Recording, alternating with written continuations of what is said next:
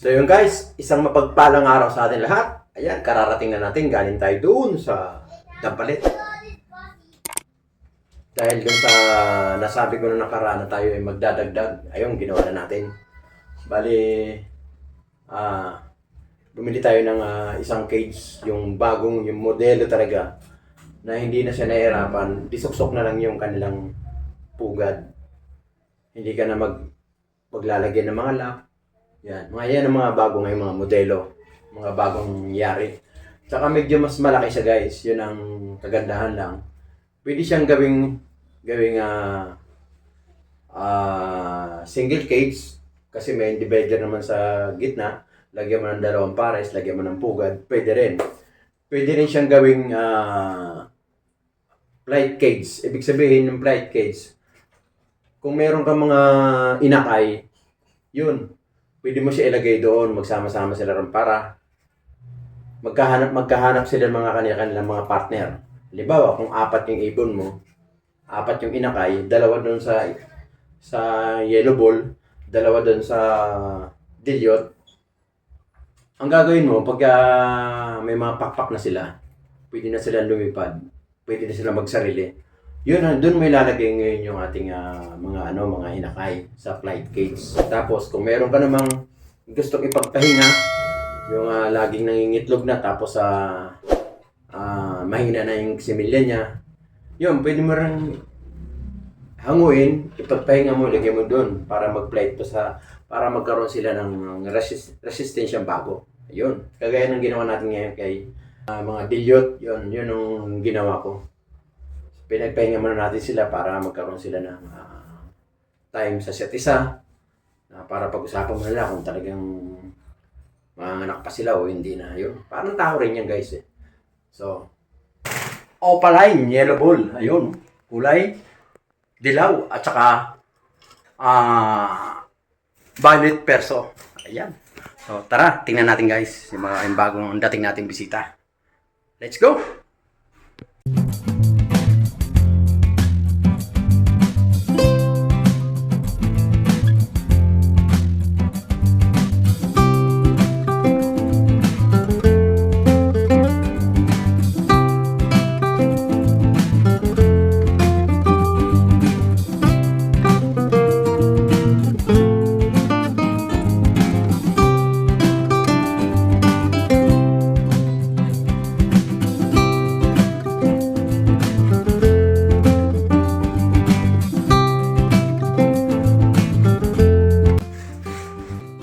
Ating yellow ball, opaline yellow ball, dalawa yan ba? Ito bumili tayo ng cage, bagong-bago, double na yung binili natin, double.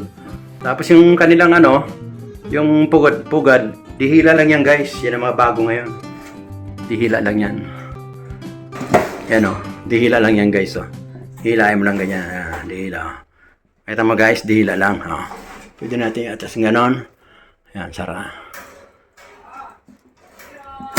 Yan, nasara na. Yan. Ganyan lang guys. Yan. Tapos to, hindi natin nabila ng pugad kasi kulang na tayo. Pero itong red perso natin, ito. Yung ating violet perso. Ito yung bagong dating. Ililipat natin dito.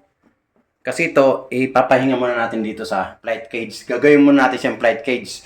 Ito gagawin natin flight cage para pahingahan nila. Hindi muna sila mag-iitlog.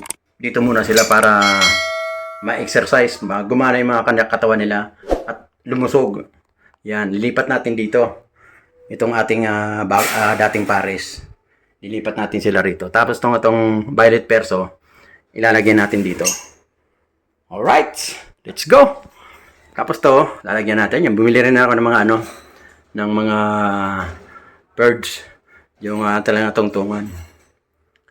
Yan. Bali, 4 yung binili ko guys eh. Isa rito. Yan, isa rito. Tapos isa rin dito. Tapos itong mga plastic na nandito, ito wala ito guys eh. Lalagyan natin. Yan. So ito okay pa to eh. Okay pa yan. Yung mga wala, lalagyan natin ng tungtungan. Ayan guys oh. Ayan, bumili tayo. Tapos bumili tayo ng panghuli para hindi sila na pipilayan. Hindi sila pag dinakot dinaan yung balahibo. Tapos bumili tayo ng kusot. Yun ang ilalagay natin guys. Alright. So ngayon gagawin muna natin. Paglilipat-lipat natin. Para mawalan tayong trabaho. Alright guys. Tara, samahan niyo ako guys. Ang gagawin natin. Ilalagyan natin dito.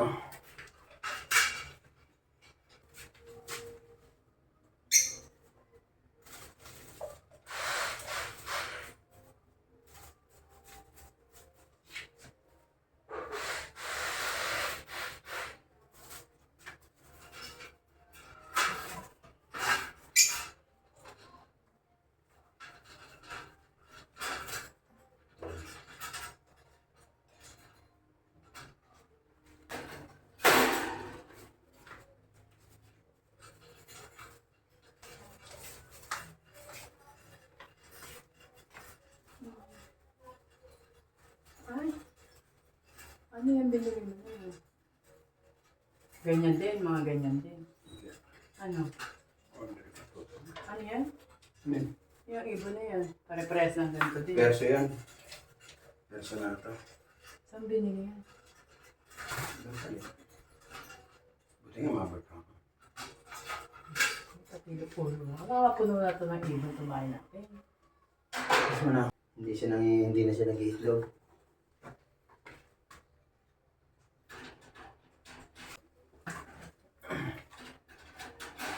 Yan guys, ito na yung bago natin bili. Perso. Violet perso, bibili natin. So, mas maganda yung meron kayong ganito guys. May panghuli. Para hindi na pipilayin yung mga African bird natin. Dati kasi dinadakma ko lang. Nahihirapan ako. So ngayon bibili ako nito ng panghuli. Para isang huli lang siya, isang lipat ka lang. Guys. Ganyan lang guys ang technique. Papakawalan natin sila. Para natin. Yan. Kanila, sa inyo na ngayon yan. Yung perso dito kanilipat. Ito naman, pagpapahinga natin ng isang buwan hanggang 2 buwan. So, ang kakainin niya lang, puro pagkain lang muna at saka vitamins. Hindi tayo magbibigay ng for calcium. Kaya babayaan muna natin sila ron, silang dalawa. Pag itong isa naman to, yung nandito sa dulo, yung nagkaroon ng itlog. Pag gano'n yung ginawa, gano'n din, pa-fly kids natin. Lilipat natin yun, lagyan natin to. Yung dalawa, pa-fly kids na natin ulit. Para masanay sila. Magpapagpahinga naman sila sa pag-iitlog. Yun ang turo sa akin ng kaibigan ko. Kasi nabili ko yan, may mga sila, may mga itlog na. Siguro, napagod na rin sila ng kaitlog, kaya nataon na sa akin napunta. So, hindi na pipertel. Yung pala, ngayon bumili ako doon sa kaibigan ko kay Elias, kay Boss Elias. Bawal pala pag ganyan breeding na. Dapat pagka magbibigay ng malunggay. Mali pala ako doon sa una kong vlog. Nagbibigay tayo ng malunggay. Pwede ka magbigay ng malunggay yung tangkay. Pero yung dahon, huwag ka magbibigay pag ganyan yung yung bang nagbe-breed sila. Kasi ang malunggay, napakataas ng nila protein, kaya hindi talaga pwede ibigay. So yun guys, shoutout time! Ayan, shoutout po kay Mark Brian De La Cruz. Yan. Wala na ako sa Pilipinas. Siya isa sa ating masugid na subscriber na araw-araw nanonood kay Papa Obas TV. At doon naman kay paring Erwin. Yan, paring Erwin ng Lungos, Malabon. Shoutout po. At doon sa ating mga mga subscriber taga ibang lugar sa buong Pilipinas. Ay, salamat. Sa mga ibang bayong dagat. Shoutout po sa inyo. Magandang araw po. Papa Obas po in the house. Yun. Shoutout din kay Boss Elias ng Dampalit. Yung yellow balls doon galing kay Boss Elias. Yung personata naman galing kay Boss Marvin. At saka yung mga pugad, yun galing kay Boss Marvin yan. At yung personata na galing kay Boss Marvin, binigyan lang sa ating mura. Dahil yun yung sinabi ko, pag dumami, pag nagkaanak, pamimigay natin sa mga subscriber natin. So, ganun din si Boss Elias, sabi niya, baka mga ilang araw lang, pag sunod na punta ko ron, baka bigyan niya rin ako isang pares para pag yung mangingitlog na, bibigyan niya sa akin ng mura din para pag nanganak na, pamimigay din natin sa mga subscriber natin. Yun, shoutout sa lahat ng mga nagtitinda dyan sa Dampalit, sa Hulong Duhat. Yung bilihan ng mga ibon dyan. Shoutout po sa inyo lahat dyan. Papa Ubas po, Papa Ubas TV. Yan. Shoutout din sa lahat, sa ating mga binila ng ating mga plastic, yung inuman nila. Shoutout po sa inyo. So, yan guys, lahat po, shoutout sa Northern Samar, sa Calbayo, sa kung saan sulok ng buong Pilipinas, shoutout po.